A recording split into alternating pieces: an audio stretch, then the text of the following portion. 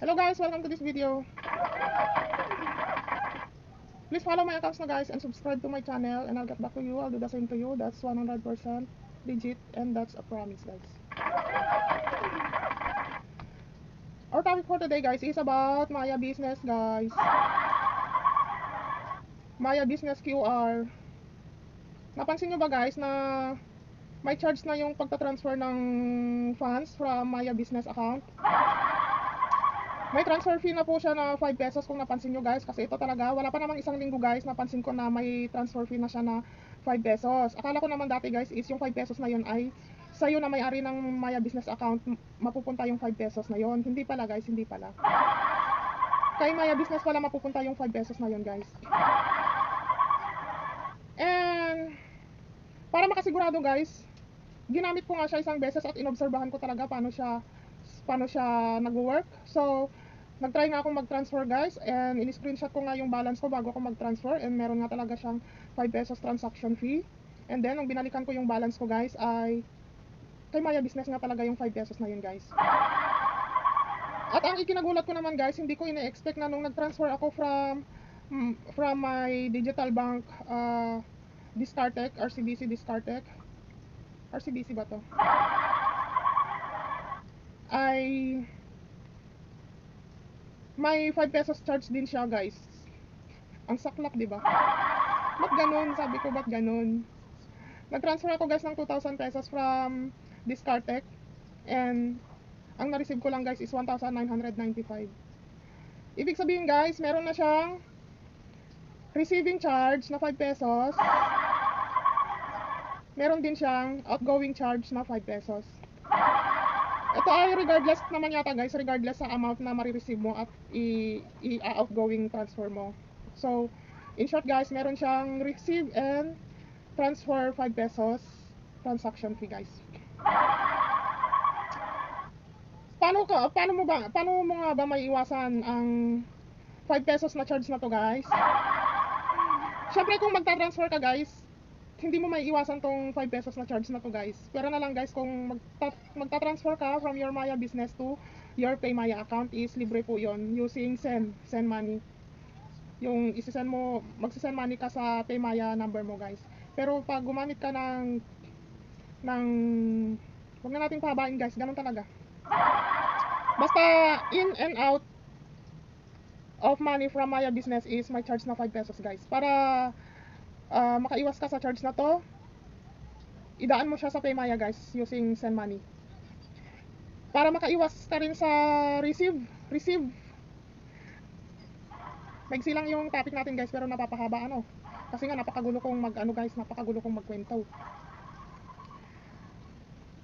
Para maiwasan mo yung receive debit fee guys. Kasi na-debit yung tinatransfer mo, di ba? Nababawasan ng 5 pesos yung nare-receive mong amount. Using PayMaya guys, pag galing sa PayMaya yung marireceive mo, wala po siyang bawas. So, bahala ka nang dumiskarte guys. Bahala ka nang dumiskarte kung halimbawa from Cbank or any kind of digital banks guys na may free transfer, doon mo padaanin sa PayMaya. And then, tsaka mo siya ngayon i-transfer kay Maya Business. So, yun lang guys, diskarte na lang guys para makaiwas sa mga fees na to. Kasi sayang din guys, di ba? Sayang din eh. Kung lalo na pag pang personal mo lang tapos malakas kang gumamit, sayang din guys. Buti kung ginagamit mo talaga sa business, okay lang din. Kaya lang nakakwentuhan ko yung aking suki doon sa cash in cash out is medyo nagko-complain daw yung mga customer niya dahil bukod sa napakabagal daw ni Maya Business mag-receive ng payment ng cash in at napakabagal din niya sa pagka-cash out, pagta-transfer. Ito na at may charge pa daw siya. May charge pa daw siyang 5 pesos. Shout out to Maya Business. Bakit nga naman may charge yung pagre-receive ng money? Syempre, katulad ko, didiskarte ako para hindi ako ma-charge sa, di ba? So, yun lang guys. Diskarte na lang para makaiwas sa mga transfer fee na to. Katulad ko, meron naman akong Cbank. Cbank is my 15 free transfer. CIMB, my 5 free transfer every day. Kay Cbank guys is weekly may 15 free transfer. Kay CIMB is my 5 free transfer daily. That's why I love CIMB guys. Yes. Si katulad ni Land Bank guys, meron siyang daily 3 free transfer, daily 3 free Land Bank has 3 free transfer every day. CIMB has 5 free transfer every day. C-Bank has 15 free transfer weekly. Yes. Kaya sa mga ganito guys na ah, transfer guys, in and out, bahala na kayong dumiskarte guys kung paano kayo makakatipid. Yeah? Siyempre sayang din yun guys, lalo na sabi ko nga, inuulit ko nga po, sayang din yun lalo na kung pang personal lang naman at gamit na gamit mo yung mga accounts na yan, sayang din yun guys. Like si C-Bank and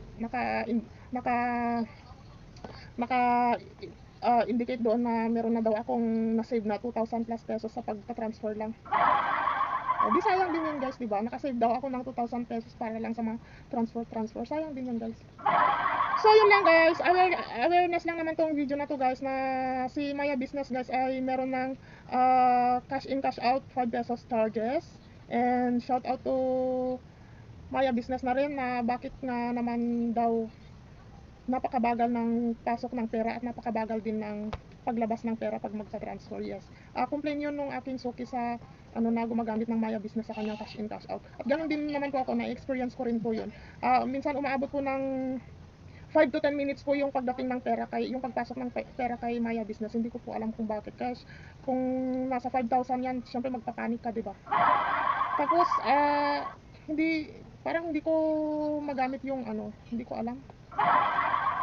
Hindi ko alam kung namimili ba ng QR si Maya Business. Kung ayaw niya sa InstaPay or gusto niya Maya to Maya Business lang QR. Sa scan guys, sa scan. So yun lang guys, so yun lang naman ang aking content ngayon. Hope na nagbigay lang naman po ako ng konting awareness guys about Maya Business QR or Maya Business transaction fees. Thanks for watching guys. See you on my next video.